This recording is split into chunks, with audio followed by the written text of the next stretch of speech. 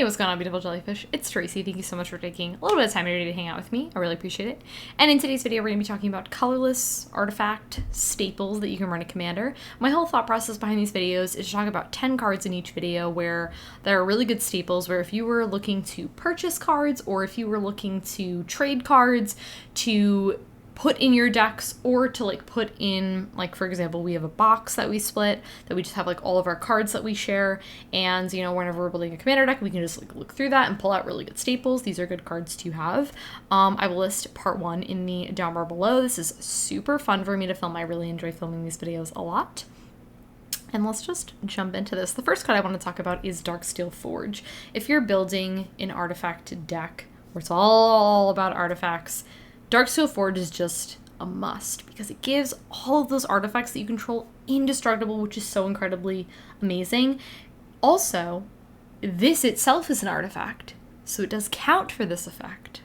What I will say, though, is the card is 9 mana, which is a little bit on the steep end, but to be honest with you, this is a really incredible ability. It makes your opponent's removing it job incredibly challenging. And overall, I think this card is incredibly strong. I like it. Oh my gosh, I love the Medallion cards so much. I talked about these, I think, recently in a cards, maybe I want reprinted video. I can't remember, but I love these cards a lot. I think these cards are so incredibly amazing, and they're just a really, really great staple to have. My favorite way to play these, I would say, is in a monocolored deck or a 2-color deck. I think they're fine in tricolor decks. I don't think there's anything wrong with them in tricolor decks or 4-color decks or 5-color decks. I just think there's other things that I might run instead. But for a monocolored or a dual-color deck, I think these are really great cards to have. They're 2 mana, and then everything just costs 1 less, which is great. So, yeah. And then if you're playing dual color, let's say you're playing like green-blue, for example, you can play both of them, and then all your stuff can cost 2 less, which is really cool, as long as it's like dual color. So, yeah. Cute. These cards are awesome. Okay, I kind of just wanted to, like, in general, chat about, like, the swords, like Feast of Famine, Fire and Ice, Truth and Justice. I don't know. There's so many. There's so many at this point that I can't even keep up. And to be honest with you guys, I think it'd actually be really cool to, like, do a whole video talking about these. So let me know if you guys would be interested in that in a comment below, just to kind of, like, do an overview of, like, all the swords that are out. And I definitely will get Paul to help because he loves the swords. And they're some of his favorites. These are just such, like, quintessential, like, classic cards to me. I just threw up, like, Feast and Famine, but, like, they're all, you know, they're all so cool.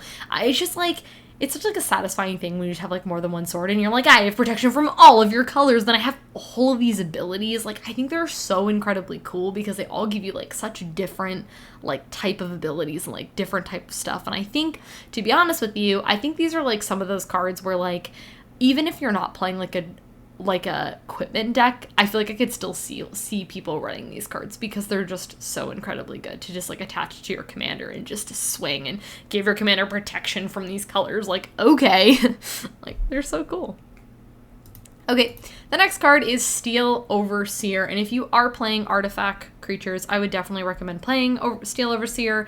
I think, like, the coolest thing that I've seen a lot of people do with Steel Overseer is wait until it's the end of, you know, your opponent's turn, and then tap your Steel Overseer, and then all of your artifact creatures get a nice +1/+1, which is really cool. And it is considered an artifact creature as well, so you do count for this. So your little tiny baby 1/1 does get buffed, which is really cool. So it's not staying that fragile 1/1 forever. So yeah, this card is really cool. Card that I have some mixed feelings about, but I wanted to talk about it anyway, is Sensei's Divining Top. I personally don't really, like, love this card, and I just don't really care for this card. I did play with it for a little bit, and then I was kind of just really underwhelmed by it, to be very real, but I wanted to throw it in here because it's a staple for a lot of people. Just giving you my opinion, then I just don't think this card is, like, all that. I think there are better ways of you spending your money. But if you're looking for a card like this card's definitely fine. You do have access to, basically, is it Ponder? Yeah, basically pondering every single turn, so you can, like, do that, and then you can tap it to draw a card, but then you do put Sensei's Divining Top back on it. I think the best place to run top is in a deck where you are drawing a lot of cards, because the thing that I think is really, the aspect that I don't like about top is I think the ponder part is, like, fine and good, and I like that. I think the part that I don't like as much is when you want to draw that card and then you put top back and then it feels like you're back stepping because then you just draw that card and you kind of like don't get to draw more cards. Do you know what I mean? I think it's just I think if you're running this and you're drawing a lot of cards, I think it's fine and good. I think if you're not, I just say skip top or run something else, but you know, that's just my opinion. I have very strong opinions. I have very unpopular opinions. Many people don't agree with me, and that's fine. Okay, let's talk about Skullclamp. I love this card. Aside from Swiftfoot Boots and Lightning Greaves, this is probably my favorite equipment. Yeah, this is my favorite equipment. So it's interesting because it gets +1, -1. And one of my favorite things to do with Skullclamp is to put this on like mana dorks that like have already entered the battlefield and have done their thing. And I'm like, okay, thank you for getting my land. Do that and then just draw cards. Like it's so, one of my favorite things too to do is like if you have like 3 mana dorks, you just like go from creature to creature. It dies, and then you draw 2 cards. This is so good with, like, death triggers as well. Like, if you have, like, whenever this creature dies, X happens, or, like, whatever. And let's just say you have that on, like, an enchantment or something like that, or your command or whatever. But it's also really good if you have it on, like, the creature. It's like, whenever this creature dies. Or if it doesn't have, like, 1 toughness, for example, you could always just attack with it or whatever. And it's like, oh, you want to kill my creature that's a Skullclamp? That's Skullclamped? It's like, okay, well, you're going to take those points of damage, or I'm going to, you know, or if you're going to block it and kill it, that's fine. I will happily draw 2 cards. Or you get in for little bits of damage. Like, it's such a fun card. I love Skullclamp. I hope this card gets a reprint. Oh, I have very strong feelings about this card being reprinted. It's just like, I just want this art to be reprinted. Gosh, man, is that too much to ask for? Apparently it is. Okay, let's talk about Thran Dynamo. I really like Thran Dynamo. I think this card really excels in monocolored or monocolored decks or like an artifact deck. I like this card a lot less in 2, 3, 4, 5 colors, honestly, unless you have a ton of things with colorless in their CMC. I would kind of avoid Thran Dynamo, but I think in like a monocolor deck, Thran Dynamo is so incredibly strong. Even 2 color, it's fine. If you're not like crazy sensitive about your colors. It's 4 mana and it just gets you 3 mana. And you can just, you know, if you got some cool ways of untapping this, you can do it multiple times, which is awesome. So yeah, it's just a mana rock, not a whole lot to say. It's a good card. Speaking of mana rocks, let's talk about Mana Vault.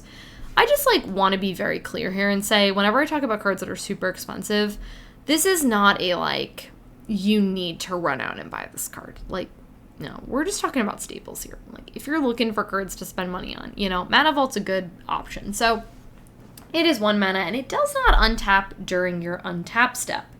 If it remains tapped, it deals 1 damage, whatever. Your life total is like 700 million in Commander. Like, it doesn't really matter, you know? Someone should, like, edit me, like, a video of me talking about life totals in Commander when I just will say a random number. It'll be like, your life total's like 300,000 in Commander. Just edit, like, compilation of all the times that I say what your life total is in Commander, but it's not actually 40. It's at least 972. Okay, so it deals 1 damage, you don't care. And then for 4 mana, you can untap it. Use this ability only during your upkeep, and then you add 3 colorless mana to your pool. So the really best thing to do with this is to get this untapped with, I don't know, any of your things where, like, you would force this to untap, which is really cool. And then you just get to add 3 colorless into your pool, which is really awesome. So, yeah, Mana Vault, it's a good card. I like it. Oh my gosh, Expedition Map.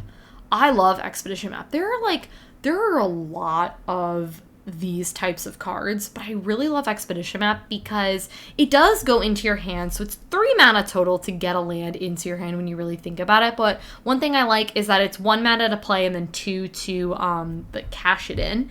And so one thing you could do is you could play this card. You don't necessarily have to do all these things in like the same turn. You know what I mean? You could always play this card on like turn 3. And let's just say the next turn you could cash it in for 2 mana. You search your library for any land. It's a land card, so it doesn't have to be a basic. It does come into your hand, but the other, you know, end of the coin is that it's any land, which is so incredibly cool. A lot of cards say basic, which there's nothing wrong with basics. Love basics, but it's really nice when you're able to get a land that's like, say you want to get a land disruption.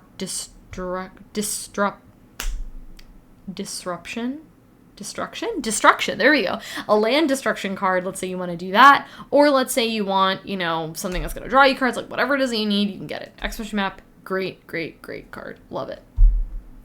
Okay, and the last card I want to talk about is Everflowing Chalice. This card's cool, okay? I just think this card is awesome. It's 0 mana, like, it's not, you don't pay 0 mana for it, but it's got multi-kickers, so you can kick this as many or as little times as you want, which is awesome. And it enters the battlefield with a charge counter on it for each time it was kicked. You add that to your pool for each counter on Everflowing Chalice. So this is like really cool in decks where you want a lot of colorless mana to your pool. So let's just say, even if you're playing this in a multicolored deck, let's just say you're playing a deck where your commander either dies a lot or costs a ton of mana, Everflowing Chalice is a really great way to like offset that. So you could just be like, okay, I know I'm gonna be casting my commander a ton, let me just dump a ton of mana into Everflowing Chalice. Everflowing Chalice is a really interesting card because with a lot of other mana, rocks, and ramp, you typically want them in the early game, but you kind of want this card in like the mid to even late game potentially, because that way you can dump a ton of mana into this and then have that, you know, be set for the rest of the game. So it's a really cool card. I think this probably works best in, like I said, decks where your commander is dying a lot, or costs a lot of mana, a lot of colorless mana, or you're playing this in a monocolored or like an artifacts deck where your deck is colorless. So yeah. Hey guys, that is everything for talking about 10 additional colorless staples. I believe I have parts 3 and 4 planned, but I really like to know what staples you would like me to talk about next. If I didn't mention any of the cards that you thought that I would, it's because I only talk about 10 cards in this videos. So if you want me to talk about, you know, cards, definitely let me know what cards you'd like me to talk about in the future. If you like this video, go ahead and give it a thumbs up. Subscribe to my channel if you're not already, and I'll catch you in my next one.